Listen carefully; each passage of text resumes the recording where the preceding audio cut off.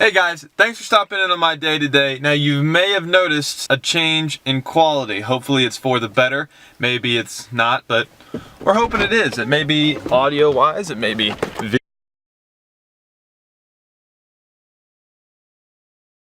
visually wise, but that is due to the fact that we are not on a GoPro right now.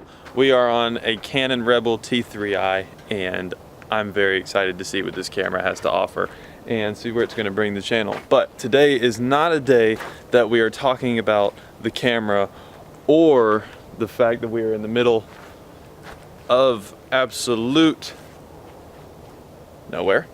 Today is a video for the truck, this truck. Shocker, right?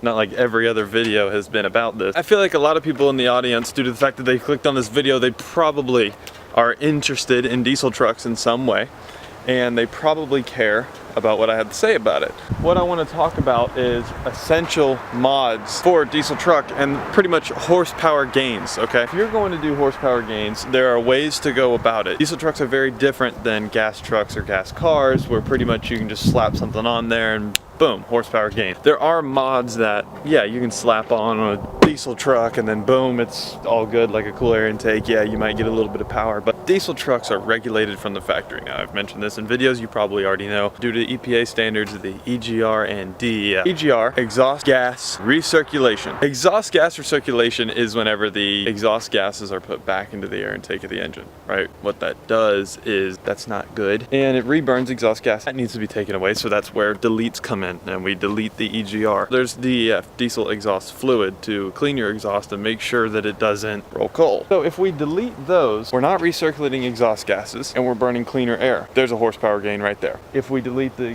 DEF, the diesel exhaust fluid, which I will show you how annoying it is. You have your diesel and then your actual diesel exhaust fluid. You have to fill this up. I think it was like every 1,000 miles. I don't know, my truck's been deleted since I've owned it, so I don't even remember. You have to fill it up consecutively. That can be very annoying. If we take that off, we would most likely be doing exhaust on the truck. Under it, you see the exhaust. Mine is a 4-inch MBRP straight pipe, turbo back, everything. Right now we have EGR, you know, we're burning cleaner air. There's a horsepower gain. And then we have the DEF, so it's a straight, there's no restriction on the exhaust. Straight pipe, there's a horsepower gain, right? You can't just do this without tuning. You have to tune the vehicle, and so a tune is where they go into right here, the OBD2 port. So this is my X4 SCT tuner.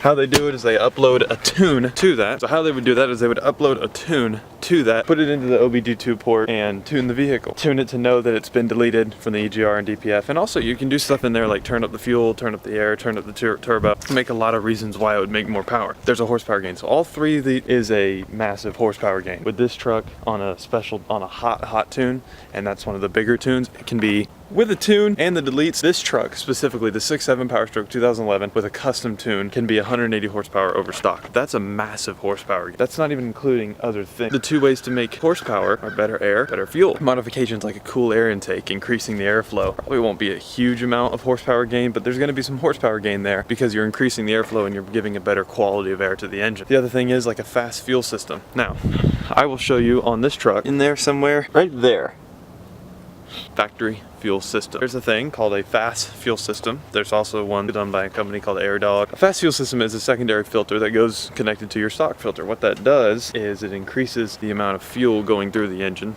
and through the pipes, through the injectors, all that stuff. It takes out the air bubbles on the fuel, so then it doesn't strip your injectors and cause an injector problem, which can be very expensive, like $8,000, $10,000 around that area. Another thing that the fast fuel system does is get rid of water inside the diesel. Filters everything out. Water, dirt, air, everything. Makes the fuel quality much, much better. If we had a cool air intake, making the air quality much better, flow better, we had an EGR delete to make the air not exhaust gases, DEF delete to make the exhaust flow better, and fast fuel system, custom tunes, and a few things like that, we are putting out a pretty substantial amount of power. Now, as you can tell, my truck is lifted. That's adding weight, that's killing aerodynamics. That's going to take away not from horsepower, but from speed, right? What's going to take away from brake horsepower is the size of the tires. These are 37s by 1250, so they will take away the overall horsepower we're actually spitting out. With mine, right now I'm at 480. With the stuff I'm going to do, which is pretty much what I just listed, some of it's already done, some of it is going to be done, probably going to be around 580 to 600 maybe, but not to the wheels. There's crank horsepower that the motor's putting out, and then there's there's the horsepower that's actually putting to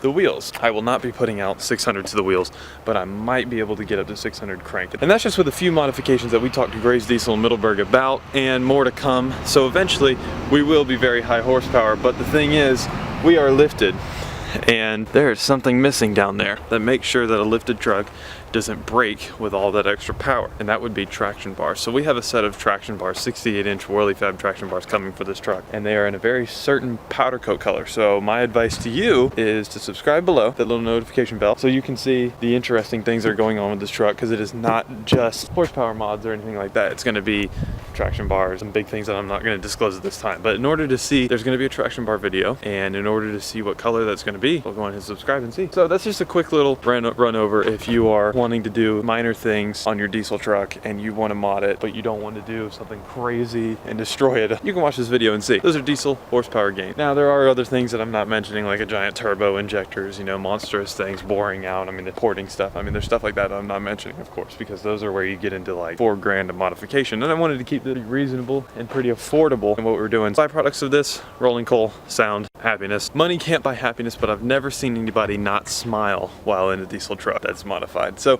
guys, thanks for stopping in on my life today. If you like what you saw in any type of way, or you want to see what happens in the future with this truck or any of the crazy stuff we're going to do, go ahead and subscribe below, and thanks for stopping in on my day.